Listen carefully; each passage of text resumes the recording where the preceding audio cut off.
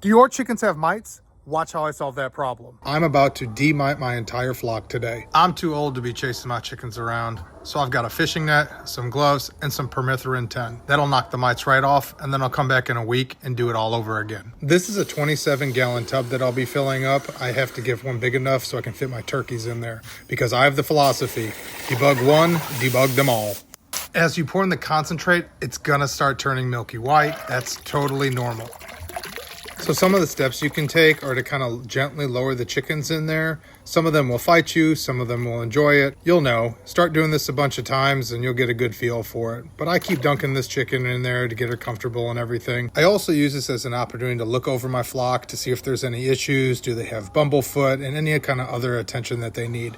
At this point in time, this is just some methods that I use to get my flock prepared for winter. One of the things that my flock will need is some of my hens do not do a good job of dust bathing or cleaning themselves. So I use this as an opportunity to clean their vents in case there's any kind of stool or debris attached to their back end. You will see as this video goes on that some of the hens are in there longer and some of them aren't. This one, I'm kind of massaging the debris off of her feathers so that I'm not pulling the feathers off of her or ripping them out, because I'm trying to make this as pleasant as a process as possible, not to stress all of my hens out. I try to do this when the temperature is above 70 degrees because then it gives the hens a nice opportunity to dry off naturally and they continue to free range around my property.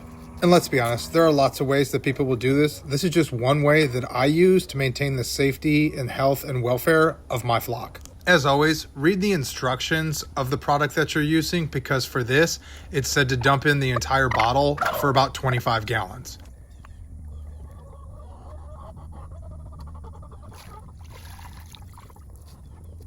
So this is exactly why I needed the large tote, to dunk these full-size turkeys in. And I'm doing the same method because this is the first time the turkeys have ever been dunked like this. So I'm going to take my time, gently try to push them down in the water to make sure everything up to their neck gets covered, because I don't want any areas, and especially I try to keep it out of their eyes, but I want to make sure I get their whole body covered in this to kill any live mites that are on them right now. During this process, with not just only the turkeys, I try to maintain full control at all times to avoid them splashing and thrashing around everywhere. So go slow, you're in no hurry, and really, by the time I got done, this probably took me 90 minutes when doing it by myself. I am by no means a veterinarian, so if you are not comfortable doing something like this, then you need to make a quick phone call to whoever your local vet is so that you completely understand what you are doing. The reason that I will go back and do this in the following week is because of the fact that I'm only killing what's alive on the bird right now.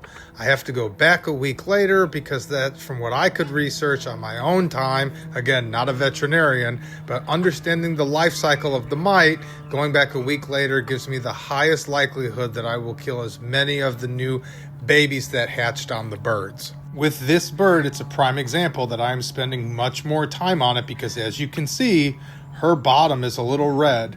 That's showing me that there's some inflammation and that maybe there were some bugs. Maybe they had some kind of runny stool that was attached to them. So this is a time that I would look over her even further to make sure I get as much debris cleaned off now. So when I come back next week, there's that much less and I give her the best chance to have a healthy and clean life going into winter. I don't really at this time have much more to add to the conversation. So if you want to fast forward to the end to see what the animals look like, walking around my farm, then I'd go ahead and do that now. If not, for your viewing pleasure, here's me cleaning the rest of my flock.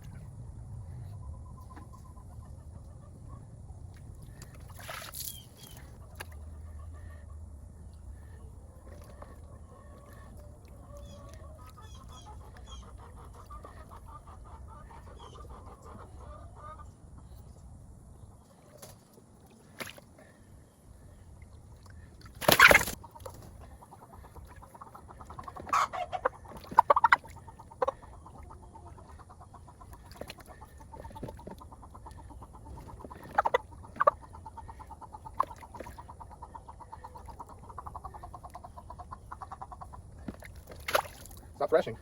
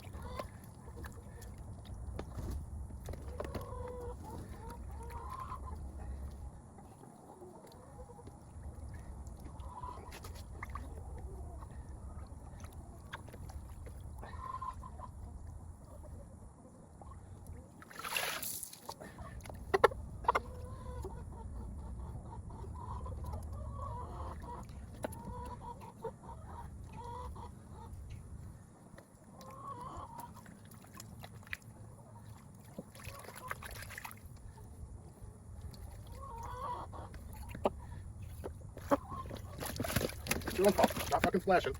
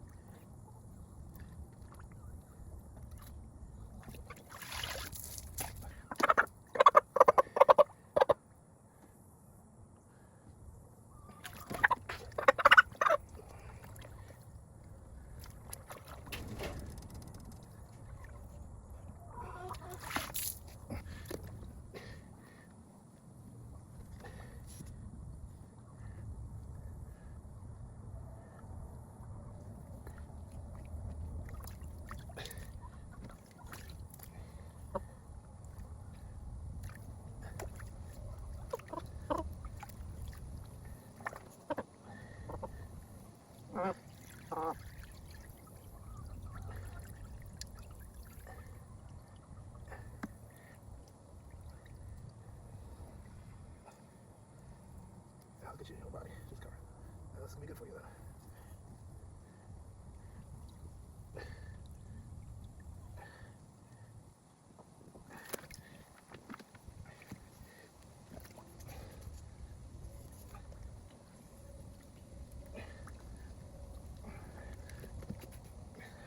I feel like I'm fighting $1 million right now.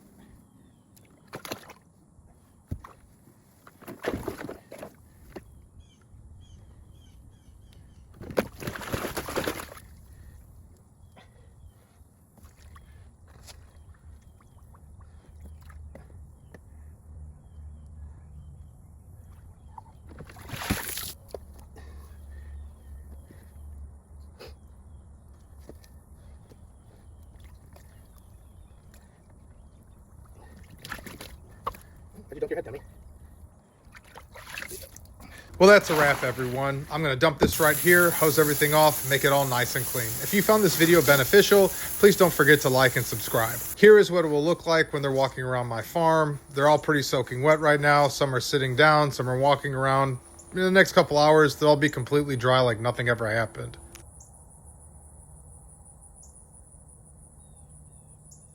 And here are the turkeys. They're almost all dry already. That's why I like doing this when the weather's warmer. Listen, if you've made it this far, I truly hope that this video helps you, because these are the tips and tricks that I used to make sure that chicken keeping always remains fun and not a chore. And as always, if you're not comfortable, just go ask a vet. I know these are some of the things that I've researched that work for my personal flock, and they may not work for yours. But as always, mother cluckers, keep clucking. I hope you're having a great day and an even better tomorrow.